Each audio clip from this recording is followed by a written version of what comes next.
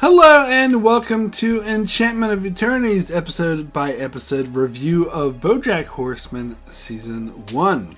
This video is the first in the series of videos where I will cover every episode of Bojack Horseman, one season at a time. In this video I will cover all the episodes of Season 1. So, this is an odd choice for me to do to cover Bojack Horseman. I have a feeling these videos won't get very many views because it's not something I typically cover on my channel or shows. Animated comedy shows like this usually stick to like sci-fi dramas and stuff like that. But this is one of my favorite shows, to be honest, and this is a show that I really wanted to cover, so I'm covering it. And if you haven't seen Bojack Horseman, highly recommend that you do so, particularly before watching these videos because there will be spoilers. But it was really interesting going back and rewatching the show again. Now, I had rewatched the earlier seasons a couple times before, but what's most notably about Bojack Horseman, this is what I say a lot to people who haven't seen the show, is the first season, particularly the first couple episodes of the first season, come off as a really goofy, silly comedy. And I've gotten comments from people before. I've heard, say, "Oh, have you seen Bojack Horseman?" Yeah, I gave up on it. Watched a couple episodes. I just couldn't get into it. It was too silly, off the walls for me. I think I needed to be stoned or something. And I was like, no. Don't understand. Like, it starts out that way, but it actually becomes a really serious, drama with a lot of sort of commentary on depression, modern society, and just a really deep, thoughtful character dive. And they're like, huh? What are you talking about, this cartoon about a talking horse and talking animals with all these silly jokes?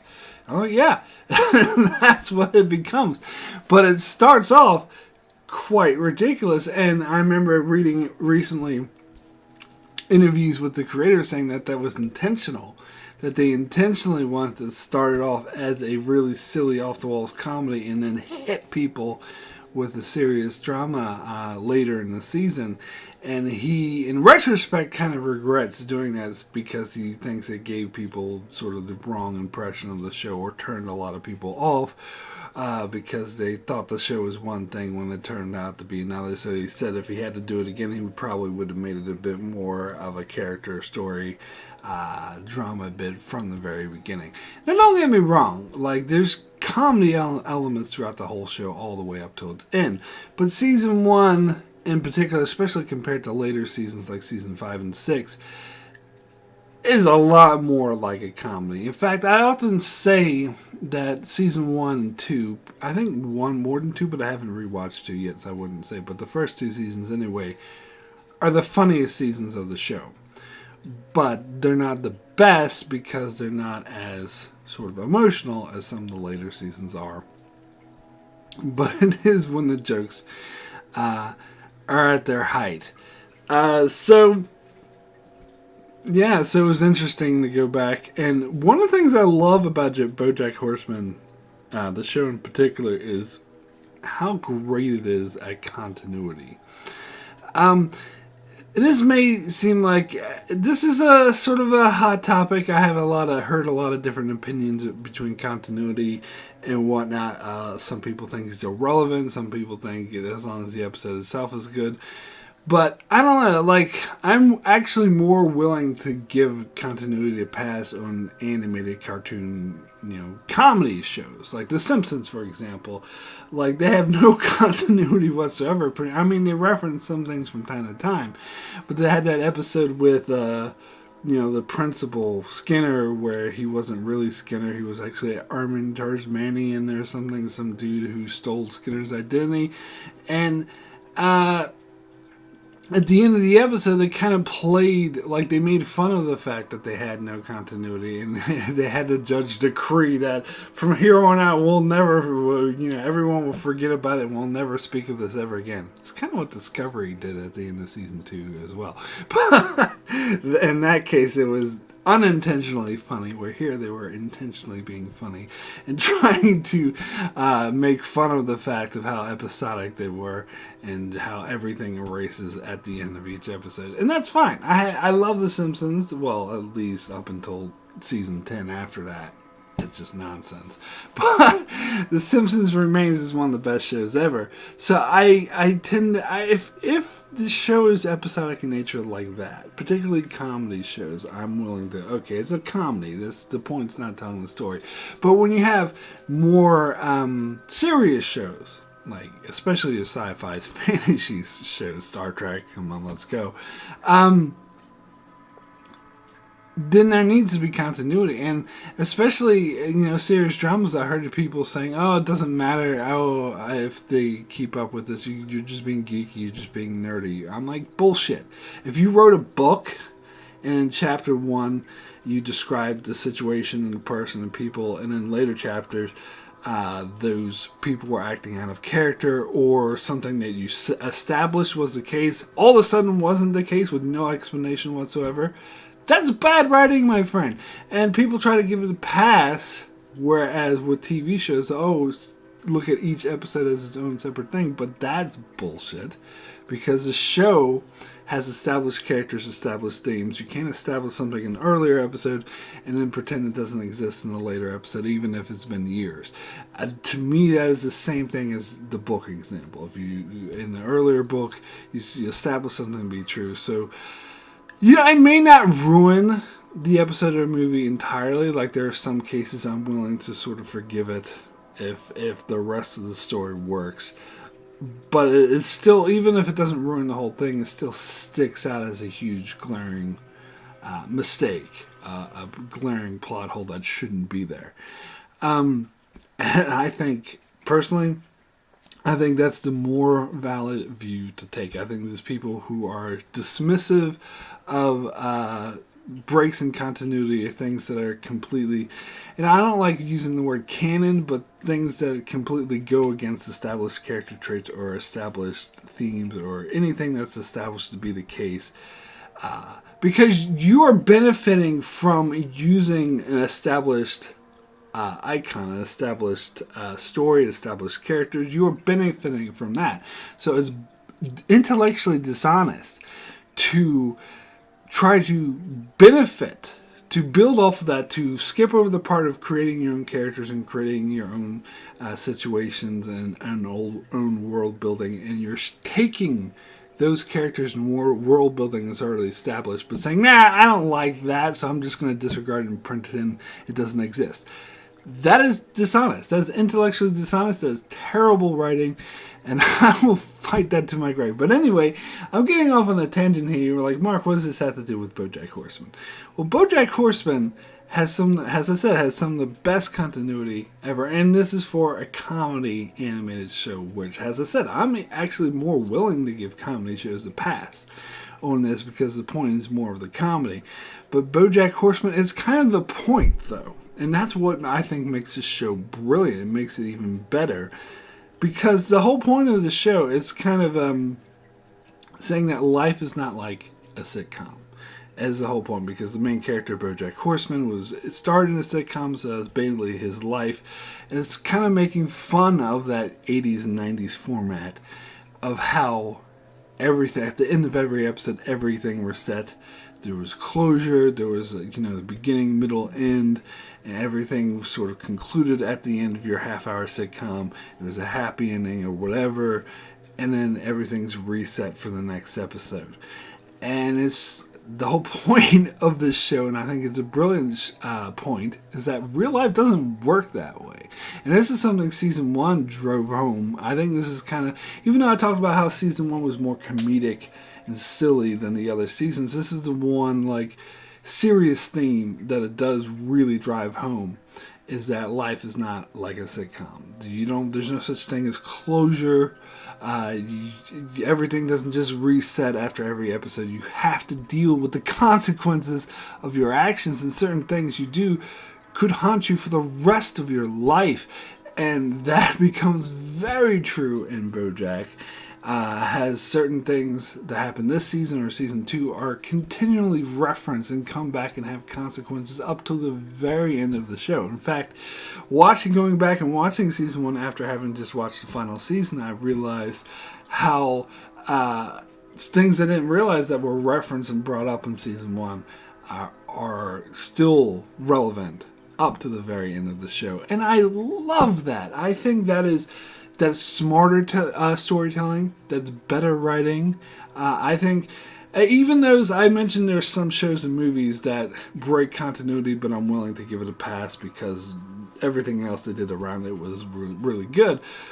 But this is actually better writing than that. That they're able to maintain the continuity, to not be lazy and just disregard established characters, traits, or established world building. That they're able to maintain that and integrate it into their good storytelling to what they're telling. That is harder to do. And so it's more impressive, and so it is better writing. And see, like I said about The Simpsons, how I give it a pass because the whole point is episodic, and Bart is like 14 for like 30 years. And I do give it a pass, but I think Bojack, quite frankly, is better writing that is able to actually maintain these ongoing story arcs and to revisit events and things that have consequences and that reverberate, and that characters do grow older, they do change. I think that is more complex, better storytelling. Anyway, my opinion, part of the reason why I love this show. So, let me now get into the episodes of Bojack Horseman, going episode by episode, and let me start with the first episode, Bojack Horseman, the Bojack Horseman story, Chapter 1. So, this of course is the episode that sets everything up, is where Bojack first meets Diane, although that's kind of retconned a bit later. But this is the real first meeting between Bojack and Diane, where he's trying to write a book, and I always think of it, okay, Chapter 1, and then the sun goes up and down several times, and he goes 1. So basically, he doesn't know how the hell to write a book, and I think I love the way this is, sort of established, and sort of a publisher and everyone trying to convince him to get a ghostwriter, and eventually does, and he meets Diane at the end of the episode at a party when he ends up throwing cotton candy up everywhere, and that becomes a trait of him, which is quite funny. Now, one thing I will have to say about, and of course we're introduced to all the main characters, Princess Carolyn, Mr. Peanut Butter, Todd. Now, one thing I have to say about this episode is this is probably the silliest episode, and it's one of the funniest also. Because it is like joke after joke after joke. Although I will say this episode probably reminds me of Family Guy the most. Now, I haven't seen that much of Family Guy. I've just seen scattered episodes here and there.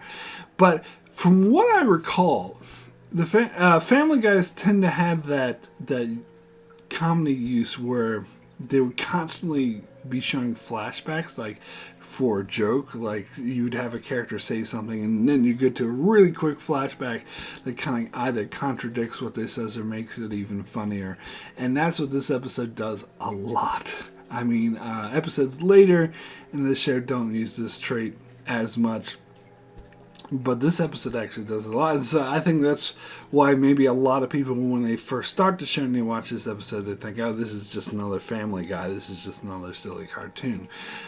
Where you do have some of the deeper themes, like Bojack's troubled past and how jaded and apathetic he is. They're there, but it's more used for comedic purposes, kind of like shows like Family Guy, because you have those characters have traits as well, but their traits are mainly there to serve the comedy, which is the case here.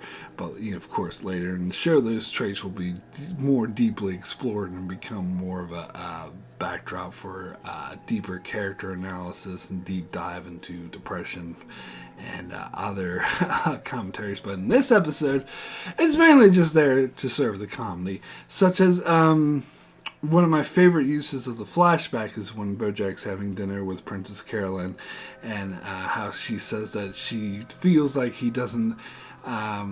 He's scared by the fact of ever having children with her, and he's like, "What would make you say that?" And then they show a flashback where they're walking down the street and they see a mother with a child, and he starts freaking out. And he throws the child around, and he runs away to the police and causes a car accident. And you hear him in the background saying, "I'm scared because I don't think about having children with my girlfriend," or something like that. I'm paraphrasing, I'm not getting it perfectly right, but goddamn, that scene was hilarious. And they do a lot throughout this episode, so it was a good episode. I actually really liked this one, even though it's kind of misrepresents what the show is about, although that was, as I said, the showrunner said that was actually kind of intentional. But it was hilarious. It was one of the funnier episodes, so I thought this was a really good one. Cool, so let me get to the next episode, which is Bojack Hates the Troops. Now, you get a bit of the more social commentary side of it here, although I'm not that big of a fan of this episode. So this is the one where Bojack goes to the grocery store, and this SEAL who just came back serving in, I think they said Afghanistan, he just came back serving in the military, and he set these muffins aside in the grocery store and to call dibs, and Bojack didn't realize that, so he picked them up, and the guy says, "I have dibs." And then Bojack didn't care about the muffins at first, but because the guy was being such an asshole about it, it's like, well, I think your concept of dibs is bullshit, so I'm going to take the muffins home anyway. And then it ends up becoming a huge thing. I think this is the first time that we get the news anchor. I'm trying to think of that dude's name. He was voiced by a real news anchor.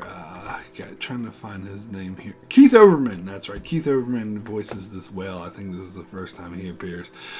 And so he goes on the Keith Olbermann's whale show and disgrace says, "I had dibs on the muffins," and Bojack is saying that he hates the troops, and Bojack calls up and makes it even worse by indicating that he does hate all the troops, and so it becomes a huge scandal, a huge thing. Now, this is kind of a story that I think is handled, this kind of commentary about the mobs, I don't know what you would call it, the social media mentality of witch hunting and hating people and blacklisting people because of stupid shit they did. This is something that they will handle better in season 5 and season 6, where, in fact, when I was watching those seasons, I was thinking back to this episode as a sort of earlier, lesser example of that, where here again it's more silly and off the wall, so it's more comedic in this episode, because the whole concept of them being a huge scandal over like having dibs of muffins is a bit ridiculous. I will say though that I do completely 100% side with Bojack on this, that his concept of dibs is bullshit, but of course the way Bojack goes about it and the way he misspeaks and brings up the troops and how he doesn't respect them or whatever. And I like it. This episode makes a clear sort of, it doesn't take sides, it sort of points out all of the fallacies involved with and it does this a lot actually when it makes any social commentary. It sort of points out the fallacies of all sides, like, because of course it paints Bojack as this huge asshole who keeps saying the wrong things, and he kind of deserves to be called out on this bullshit. But on the other side, it also has the Neil McBeal, the Navy SEAL, is kind of being kind of entitled, and they do make some jokes about how some people milk the respect for the military more than would necessarily be deserved. So it was an interesting episode, but it's not my favorite because I think the concept gets funny from time to time, but it's really silly and over the top. The whole thing about Bojack being a disgrace and people hating him just because he says the guy didn't have dibs on the muffins, it was kind of dumb. So this episode it's kind of just okay for me. Next we get into the next episode, which is Prickly Muffin. This is the first introduction of Sara Lynn, and this is that one of those episodes that, to me, I was referring to, that had such a deep impact for the later seasons. I'm going to get into the later seasons a little bit. If you haven't seen them, you may want to skip ahead. But the first scene of this episode was a flashback to when Bojack was filming Horsing Around with Sara Lynn, who was the child actor, and how they were all having fun, but when he took her aside and sort of spoke to her where she could only hear him, she was like, this is your life, these people are everything to you, you are nothing without these people, you're going to need their support, and don't stop dancing until, I don't know if he said until the curtain falls, but he did say don't stop dancing, and then I didn't realize that's the song that they sing in season 5, where Bojack has that fever dream, and I can't remember her name, but the co-star of the Filbert show, she was singing that song in his fever dream. And then in season 6, of course, when he has that dream of the afterlife, Sara Lynn is singing a different Sara Lynn version of the same song, where it's don't stop dancing until the curtain falls. So it was really getting into his deeper mindset of how he feels the purpose of life is, and how he felt like his whole life was about appeasing the audiences and being famous and everything, and how, again, this is an example of what I was saying earlier, how these deeper themes are revisited and given proper credit in later seasons, and what makes it so great. And so I do really like this episode, because when you go into the rest of the episodes, when Sara Lynn, it portrays her, it shows that it's really a huge sort of Miley Cyrus analogy, or other sort of child actors. It's obvious they were going for a Miley Cyrus thing, because she became this huge pop sensation in the 2000s, where she was singing very explicit sexual lyrics, and of course they go over the top. Prickly Muffin, I think, was the name of one of her songs, and over the top ridiculous to sort of illustrate sort of how damaged that Sara Lynn has become. But then, of course, they flash forward to the present times, where she's an addict in and out of rehab, and sort of how Bojack is enabling her addiction because of his own feelings of guilt, of how he sort of damaged her as a child because he was being sort of neglectful, or we learn later, I don't think we learned in this episode, that he kind of introduced her to alcohol and stuff like that, and so he feels guilt over that, and also feeling regret being a middle-aged man who doesn't have any children. And so he kind of looks back in this time of the show as Sara Lynn has his surrogate child, which makes it a bit more twisted when they end up having a sexual relationship in this episode. Of course, right before they do, they were pointing out, you're not really my father, you're not really my daughter, we're not related, and then they start making out once they realize that, which is, all kinds of fucked up. And again, this is something that the show will acknowledge is all kinds of fucked up later on, even though they only have a sexual relationship in this episode. They don't in any later episodes, but they do sort of revisit. And of course, like throughout the episode, Diane's talking about how Sara Lynn's taking advantage of him. She's throwing all these parties, destroying his house, and because of his guilt, he's letting her get away with it.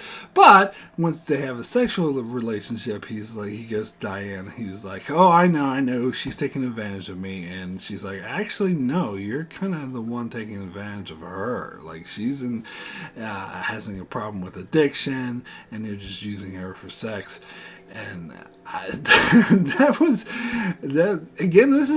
this is episode 3 is when we're really starting to get into the really powerful stuff. Although there is a lot of comedy in this episode as well, really used for laughs.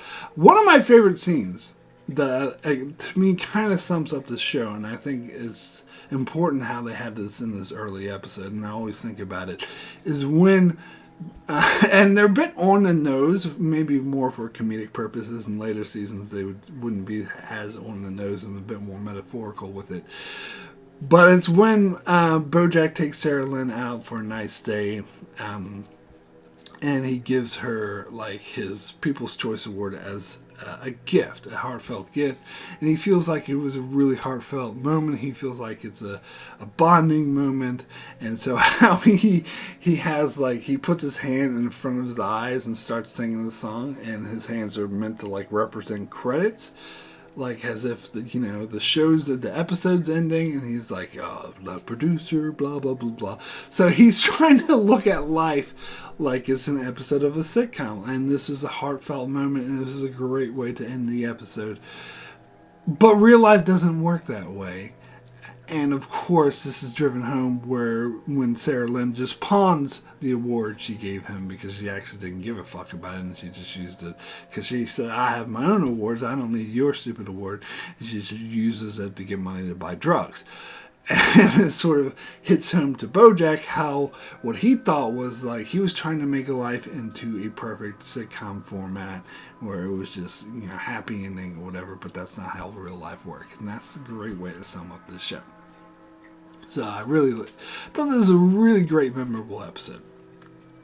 So then we get into the next one, which is Zoe's and Zelda's. I didn't really like this one that much, to be honest. This is when mainly we're dealing with Todd's rock opera, and to be perfectly honest, Todd is my least favorite character of the show. I never really got into Todd. Now, some of these episodes, and I'll probably touch on more later on, where Todd is just like a supporting character and just in the background, he's fine.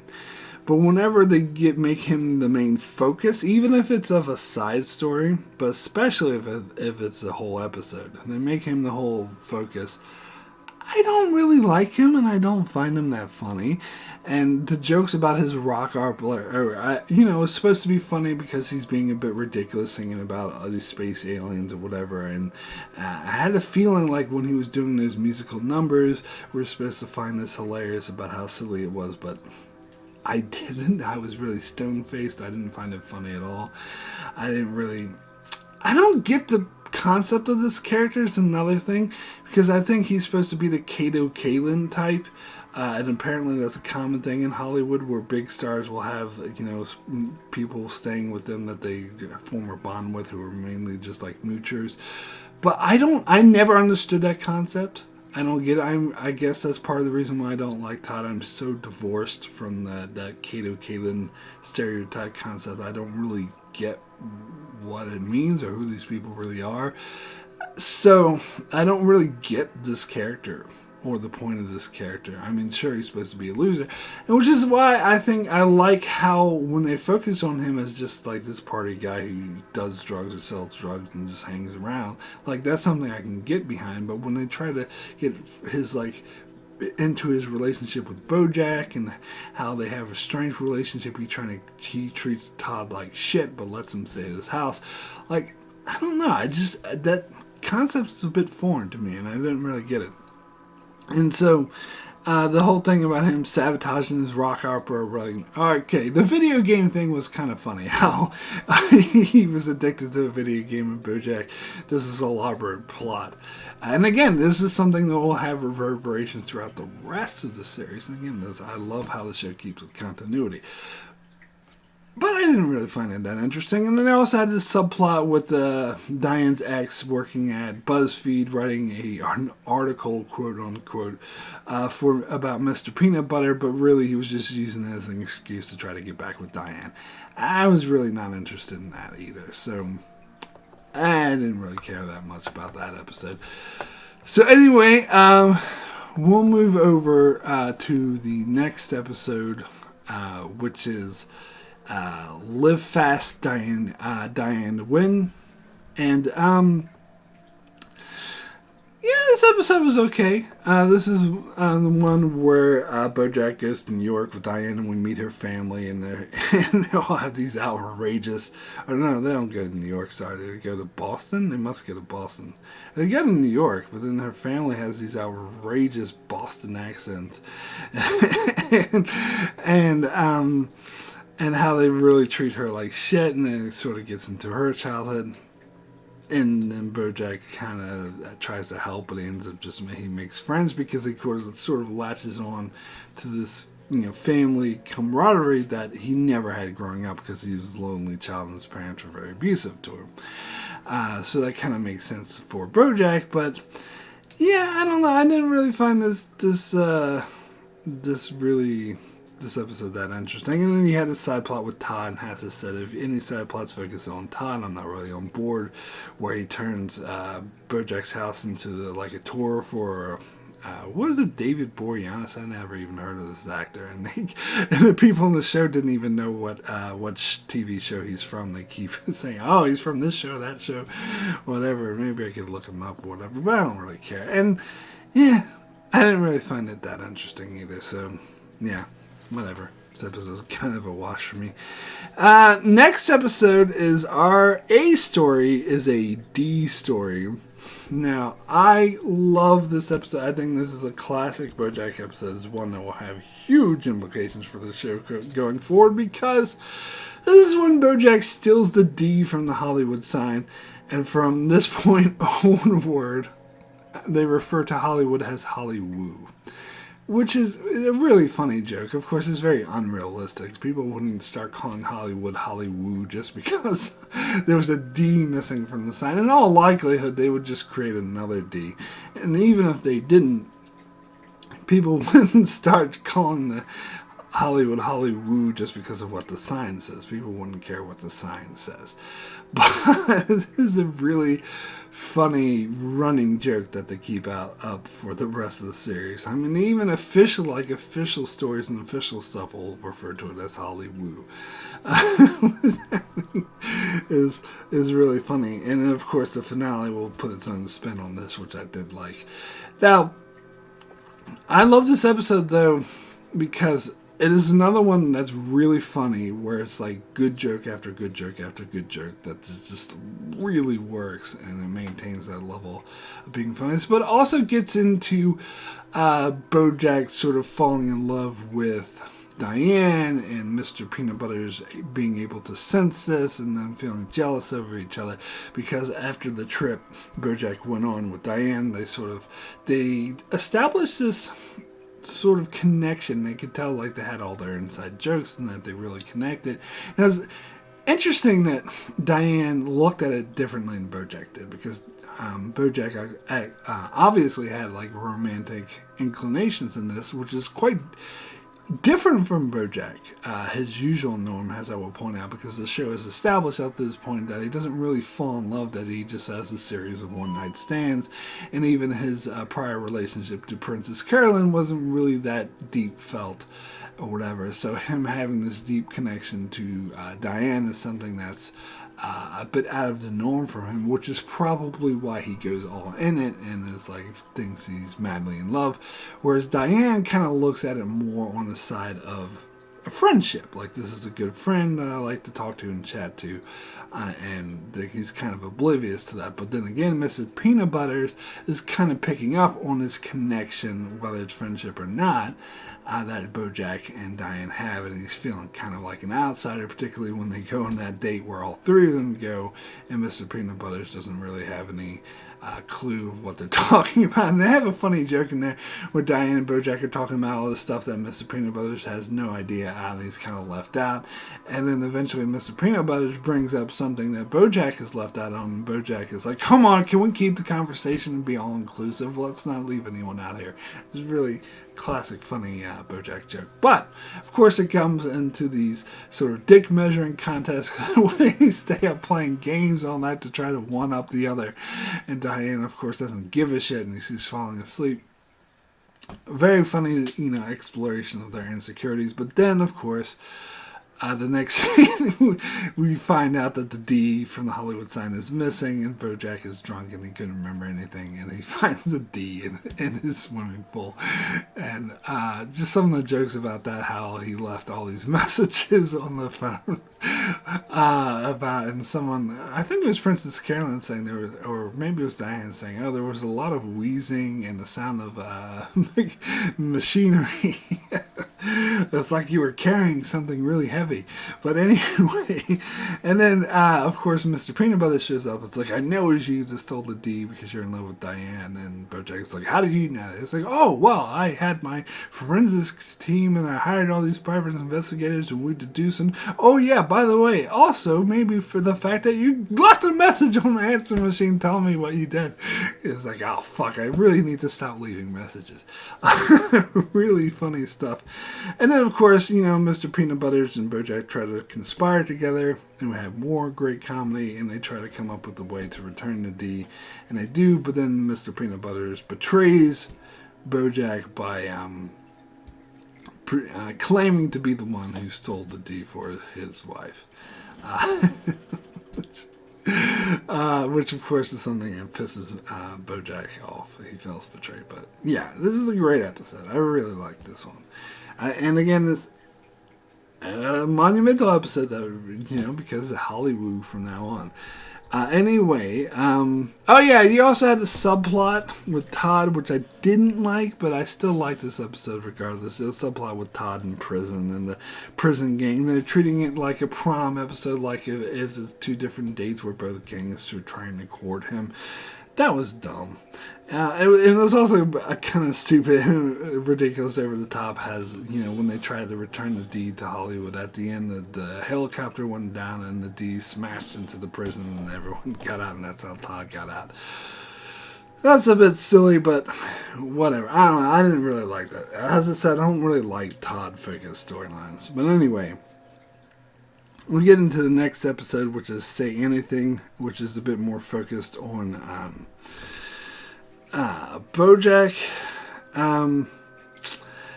Yeah, I don't know.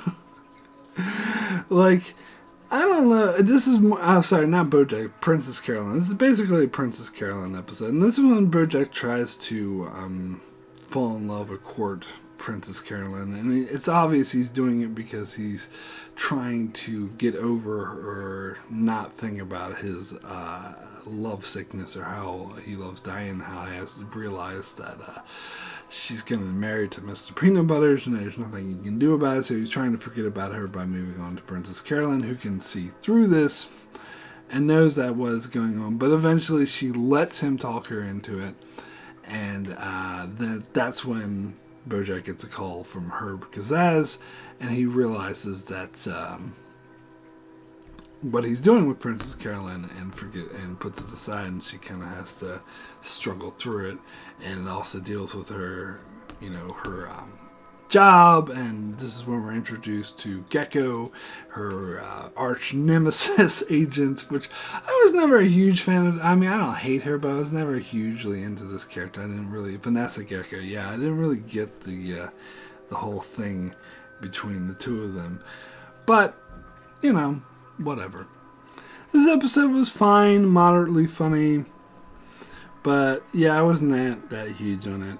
So anyway, we get to the next episode, which is The Telescope, which is a pretty classic episode. This is when they really started getting into the heavy drama, where it deals with Bojack.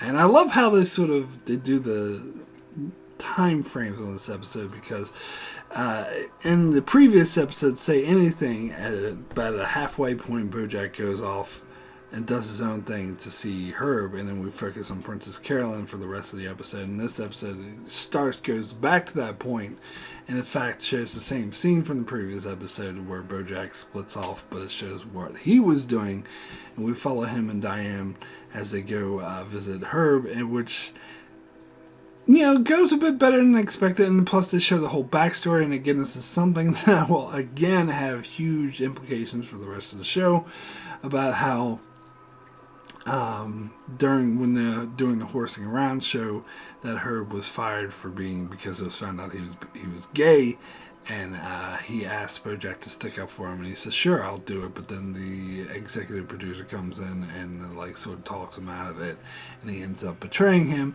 And here we get, and of course they never spoke in all these years, and he found out earlier that Herb had cancer, and so he called him, and he finally gets in touch, and Herb was like, well, he's still obviously very angry at him, but invites him to his home, and at first things go, it's a bit rough, like, because Bojack realizes that Herb is really angry at him and realizes he has every right to be, and so they're a bit angry, but they have that same sense of humor and that camaraderie that was underneath and that was underlying was there, so they kind of know how to relate to each other, and Bojack is sort of plays it safe in eggshells and is humble and realizes and tries to be very apologetic about the mistakes that he made. And so it goes actually fairly well right up until like, and he's like, oh, you can leave now. And if Bojack just left, things would be fine. But Bojack, again, getting into the whole thing about closure, Bojack had that desire for closure. And so he wanted to go back and tell Herb, look, I'm sorry that what I did to you was terrible of me, and he wanted that closure. He wanted Herb to say, it's okay, I forgive you, so you could have that closure after Herb died. But he refused to do it. He's like, no, you don't get to have closure. I do not forgive you. And of course, this pisses Bojack off, and they get into a fist fight, which ends horribly. And so things end even worse between them, which I think is actually quite powerful, that things would have been better off, better sort of parting between the two of them if Bojack just left good enough alone. But as always, you just can't leave good enough alone. He wanted to have that closure, and it just ended up making things worse. And I can totally see Herb's perspective on that. Like, no. And I love how he points out here that it wasn't the fact that he lost his job or whatever. It's not the job that he cares about. He was more...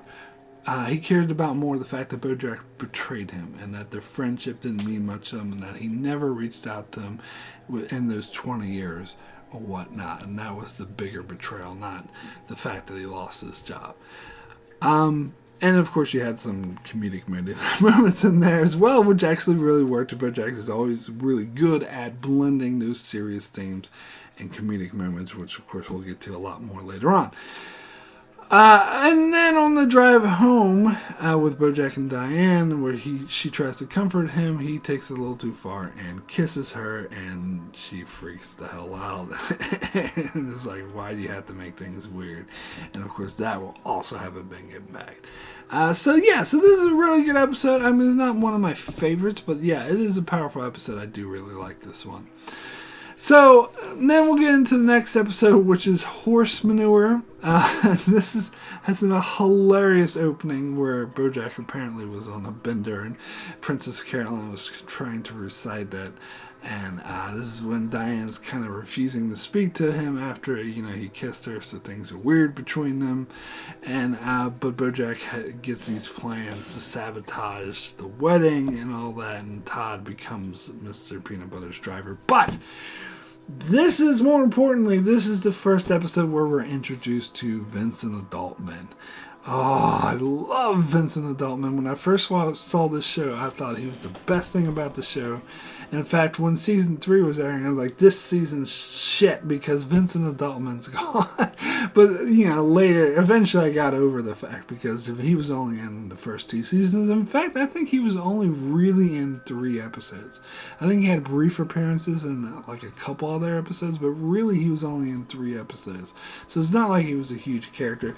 And in fact, I do kind of get why they wrote this character off, because it would have gotten really repetitive, because he's basically one joke and it's just repeating the same joke over and over again. That is 3 kids dressed in a trench coat, kind of like the I can't remember the show, The Little Rascals, I think, style that used to do that, and how everyone's oblivious to this except for Bojack.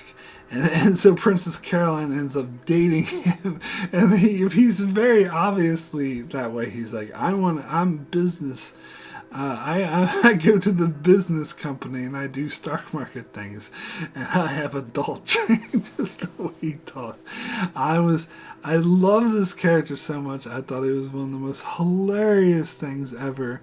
And it just adds to the comedy that nobody gets it.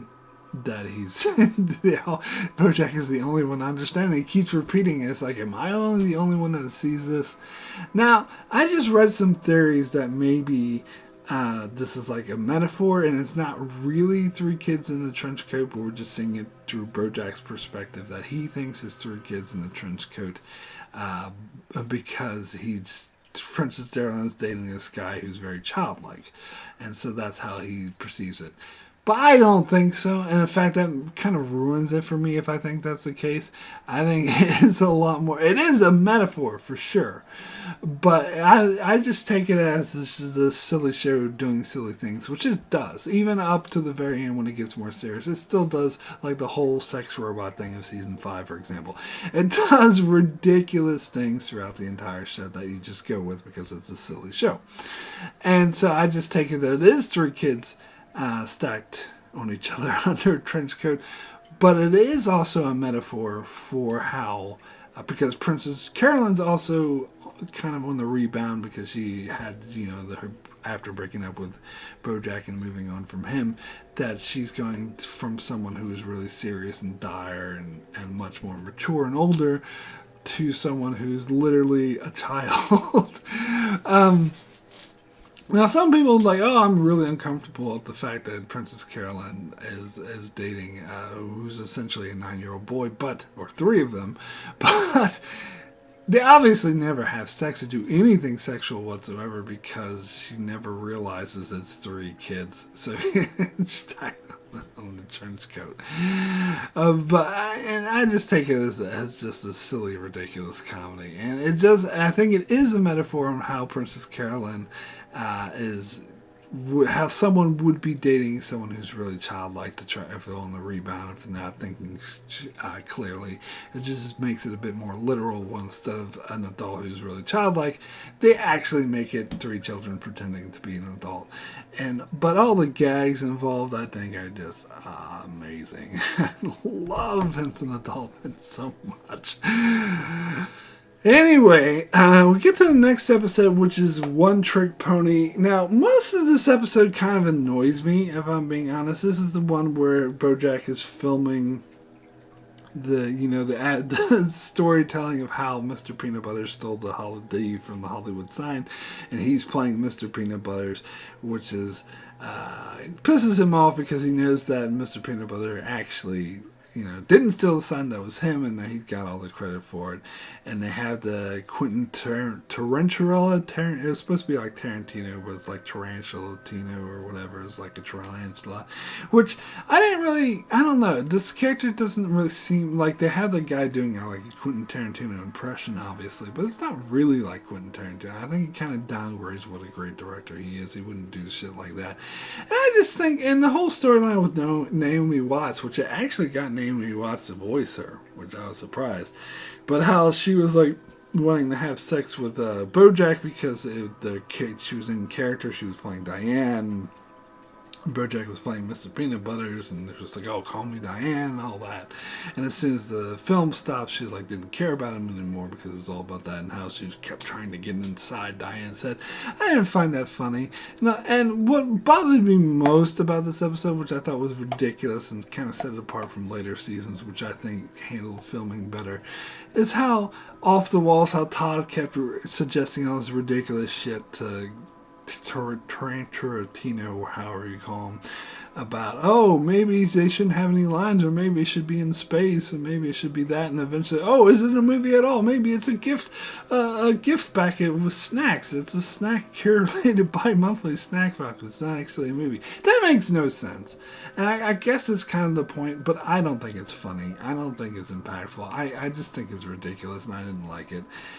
Gotta be honest, like most of that stuff I didn't like. Although I gotta admit, the stuff where Wallace Shawn is playing Bojack, and Bojack's like, why can't I just play myself? And it's like, no, Wallace Shawn's already playing you. He's like, Bojack, and then they had the jokes about how everyone's calling people by their character names. So it's like, oh, Mr. Peanut Butterson, Mr. Peanut Butterson, not you. And he goes to Bojack, and it's like, Diane, and Diane's like, what? It's like, not you, and he gives Naomi Watson. And that was kind of a who's on third thing joke, which I think actually they'll do better couple episodes from now, but it was still kind of funny. But what I did like about the episode, I liked the stuff about Diane's book and how when they revealed how she wrote it about Bojack, and it was saying all this stuff, all the stupid shit that he was doing, and he hated it because it wasn't the way he wanted to be looked on. He wanted to be looked on as this hero. He thought it made him look like an asshole, which that's because he is one. Let's be honest. And then he told Diane he's like, no, this is you're misunderstanding. This is not two friends, talking. This is your boss telling you did a bad job. Start again. She got really pissed off, so she leaked the first 2 chapters to the BuzzFeed guy, and that completely threw Bojack off the walls, and he was like, no, you're fired. Like, that stuff I liked, but all the other stuff with the film I thought was a bit ridiculous. So it was a decent episode, I guess. And then we get to the next episode, which is Downer Ending, and I love this episode. This is one of my favorite episodes of the show, probably. See, Bojack has got a funny thing, where it's kind of like Game of Thrones, where the penultimate episode of each season is the really powerful one. It's the experimental one. It's the one that has the most powerful storytelling, or that reverberates more. And the finale is usually just wrapping things up and getting things ready for the next season, where it's the penultimate episode that really is the hard hitter. Although it's not like in Game of Thrones something horrible happens where main characters die. It's not the case here. It's just in terms of it being a really powerful episode. Now, this is the one, and it starts out really good because it continues off of the whole Diane book that she wrote, and how Bojack couldn't stand it, and how he goes to the publisher, and he starts to get really nasty and personal with Diane, because they come to know each other so well. And he starts using it against her, and the fact that she was picked on as a kid for not being very attractive and all that stuff, and really starts hurting her. And she's like, I'm very disappointed in you. And he's like, well, I'm very disappointed in you. But it makes sense because he feels, and not to completely take his side, because I get what Diane's trying to say, and he's sort of reacting too much because he feels like he's being attacked. But I get where he's coming from, because he feels that she did the same thing to him. That she got to know him personally, and she kind of used all that against him, or at least from his perspective. When really, from her perspective, she's just writing a very dynamic, true character arc that people are going to relate to, and it's not all bad. But he's so infuriated that he can't see that, which frankly I can completely get. I can completely understand. He may be being unreasonable, but his reaction is really understandable. But then of course he gets silly, and because the book has to be written in a week, and he thinks he can write it for a week, so we had another sequence similar to the one in the pilot episode where he's trying to write, but he's obviously trying to distract himself, and he's pretending like oh my God, why won't everyone let me write the book? But he goes out of his way to procrastinate, which is something I can really relate to. So I thought that part was really hilarious. But then we get into one of my favorite sequences of the entire show. And this I think, is the best use of Todd. This is kind of what they should use Todd for. Again, as a supporting character who does silly things, where Bojack, Todd, and Sara Lynn all do these crazy drugs. And then, as I mentioned, the whole Who's on Third thing, they do it a lot better in this episode when they have Doctor Who was mentioned in the previous Sara Lynn episode, but that we actually get to see Doctor Who, and we see that he's Asian, Who is HU, and they're like, oh, that makes sense. But then Bojack brings up the BBC show Doctor Who, and he doesn't get the reference, and they keep saying, no, I'm Doctor Who. Who's, it's like, I'm Doctor Who. And it's like, oh, no, I'm Dr. Quinn. I'm certainly not Dr. Quinn. And they go back and forth, and eventually, like, they acknowledge they're doing the whole who's on third bit because Todd and Sara Lynn are like, third base! Like, all of a sudden, I thought that scene was absolutely hilarious. But anyway, we get into the sequence with the drug using, which was hysterical. And again, this is when they get into the sort of experimental animation type deal, and I just love the way they're interacting. And I love how when they're trying to write the story, they say we need a good ending, and so they come up with an ending where Bojack dies as an old man, and they're like, but that's not real life. You have to die in real life to make it happen. And I love how Sara Lynn is suggesting the entire, like, we should kill Bojack, and Bojack is at first completely on board with it. It's like, yeah, that's right, you should kill me. But then they kind of realize what's going on. And one of my favorite jokes, he brings out a gun, everyone freaks out, and he's like, oh, no, this is not a gun, this is just a lighter. So he goes to light a cigarette and shoots a bullet. It's like, wait a second.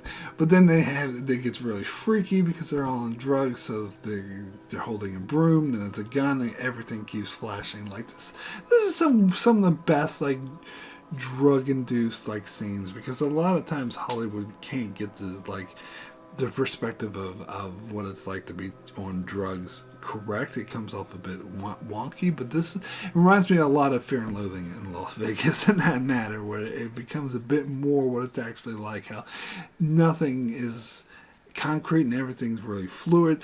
But then and this whole sequence was hilarious. I particularly love the part where it says 2 days later, and we see Bojack is getting over his hangover, and Diane's like, where have you been? And she says, oh, you're right, I should have had a book wrote a book we're both happy with. And then she kisses him, and at first I was like, wait, what the hell's going on? But then her eyeball, like, explodes, and she turns into this weird thing, and Bojack is like, holy shit, I'm still tripping. And then it has a subtitle that says, actually not 2 days later, 2 minutes later. And I love that as maybe more of a comedic thing, but it was absolutely hysterical. But then we get into this really freaky psychedelic animation sequence, which I thought was awesome.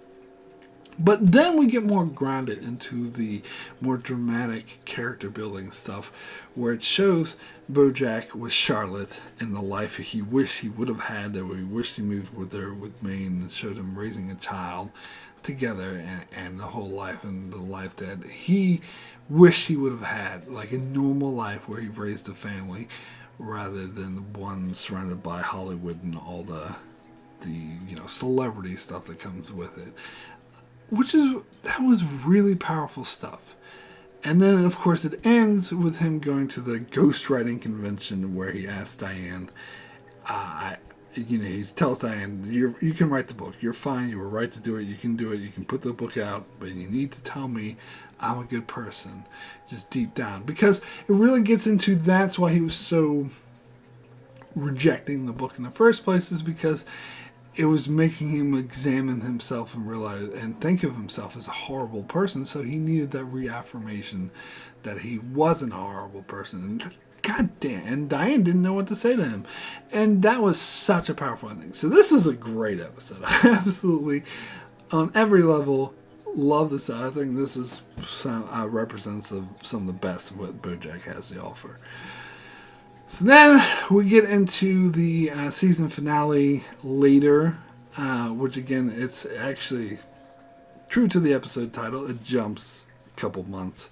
I have a time jump much later where Bojack wins a Gold Globe for a book. He's like, it's not a comedy. And again, this is jabs about how Golden Globe Awards will often put movies in the comedy musical section that are not comedy or musical. And in this case, it's not even a movie, it's a book, which I thought was kind of a funny joke.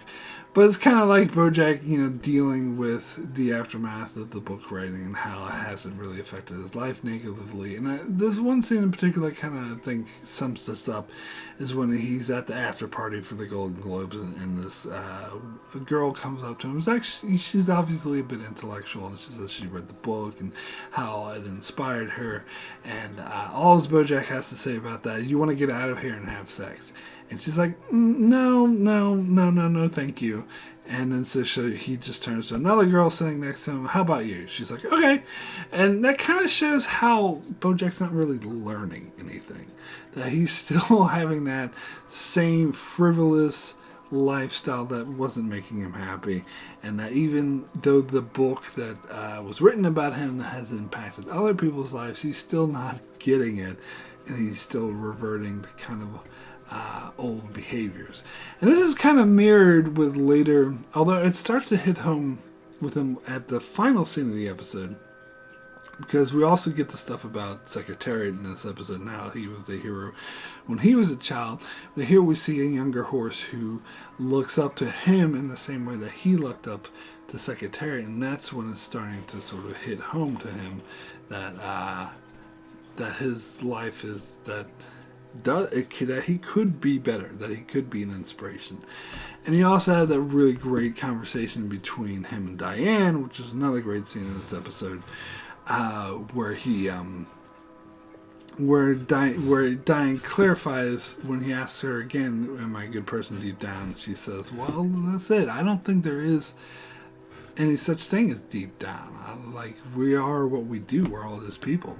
And that's one of the most powerful statements the show has to make, and that's something that the show will come back to again later on. That's something that's also very, very important. Which, I don't know if I completely agree with that sentiment, but I think it definitely does have value, and I think it is relevant to what they're saying. And then, of course, we also get our second appearance of Vincent Adult Man, which I love. Again, I had to get into it. And this is when Princess Caroline breaks up with him, but he's able to make this great speech. And I love the point where he's like, I gotta tell you the truth. And Bojack is like, here it comes. But he's just like, and the truth is, I love you. And Bojack's, what? Seriously? Yeah, it's great. I love Vincent Adult Man. It's really great stuff. But we also get a side plot with Todd and Mr. Peanut Butters. And this is sort of the start of the whole thing of Todd and Mr. Peanut Butters having these wacky financial adventures together that are completely stupid and make no sense. And I really don't like that, honestly. And they do this a lot, like, throughout season 2 and 3, maybe the rest of the show. And every time they do, it's like, I don't care. I mean, some of the scenes are funny, okay. I don't know if any of the scenes are funny. In this episode, the whole thing's about smoothies instead of smoothies. Like, that doesn't really make sense. The one funny scene I think that did come out of the storyline was the whole Halloween store and how they had the floor missing and people would go and hurt themselves.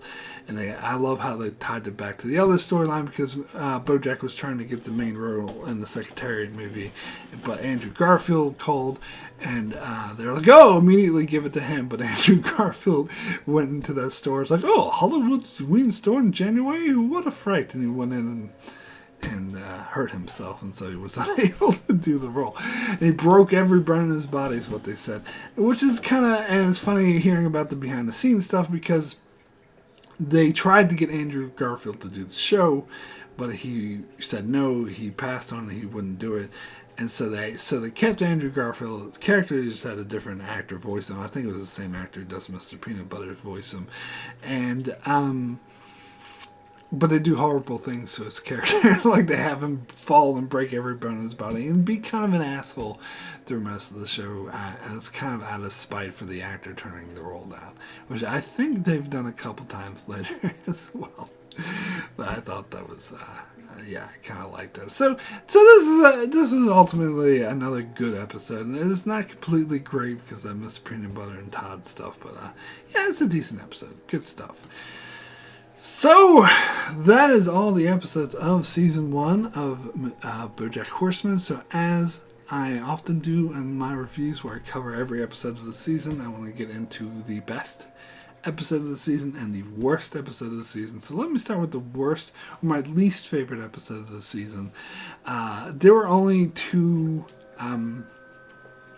episodes in consideration for this. The runner-up was Live Fast, Diane Win, which... yeah, as I said, I wasn't a huge fan of. But as my least favorite episode, I'm going to have to go with Zoe's and Zelda's.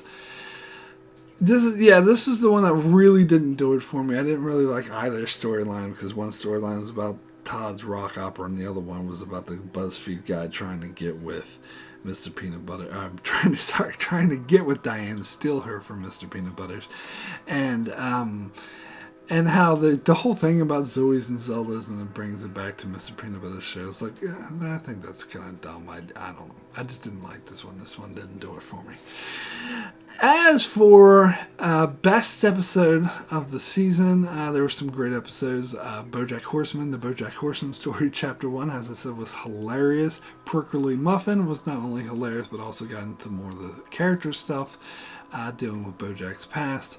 The Telescope, again, very powerful episode. Also, dealing with there's no such thing as closure. And it's kind of Bojack's character fucking things up. Horse Manure, Vincent Adult Man is the main reason I put that in. Also, some of the scenes with Bojack going crazy and going in the bender were funny as well. But God, I love Vincent Adult Man.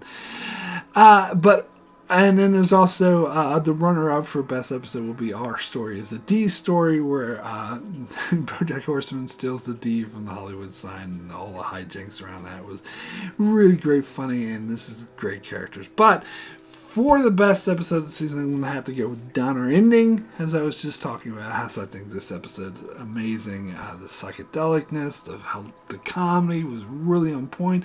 The characters were well used, but it was also the first real deep dive. I mean, you could argue the Telescope was the first deep dive into the character stuff, but this, I think, is an even deeper dive into Bojack's psyche, on how he feels and why he hated this book so much, and the regrets he has is not saving the perfect life. And that, combined with all the great comedy and the psychedelic animation, has just made this episode really, really good. So, my rating for Bojack Horseman Season 1 as a whole, out of 10, I'm going to give this a 9. 9 out of 10, excellent. I think it was pretty on point. The comedy worked for most of the season. It really didn't get into the deeper drama or character analysis until a bit later in the season. But this is probably the season, either this or season 2, I'll have to get back to you on that. But this is the season that is the funniest. It's the funniest season of the entire show. This is when they really had their comedic timing. It was like joke after joke after joke that just worked. Combine that with the deeper character drives and the well-developed characters you get later in the season, makes it a really good season. So, yeah, definitely a notable season. Even if it did sort of mislead people at first to think the show is something it isn't, it's still a really great season. So that is it for my review of Bojack Horseman Season 1. Thanks so much for watching this. For the 50 of you that did, I know it's probably not going to get very many views, but so what? This is what I really wanted to talk about, and it's really fun watching the show again. I will be back next month to cover Season 2 of Bojack Horseman every month after until I cover the whole show, so be sure to check that out. And also check out my channel as I cover many other shows like Star Trek The Expanse and more, so be sure to subscribe so you can keep up with all of that. And thanks a lot for watching.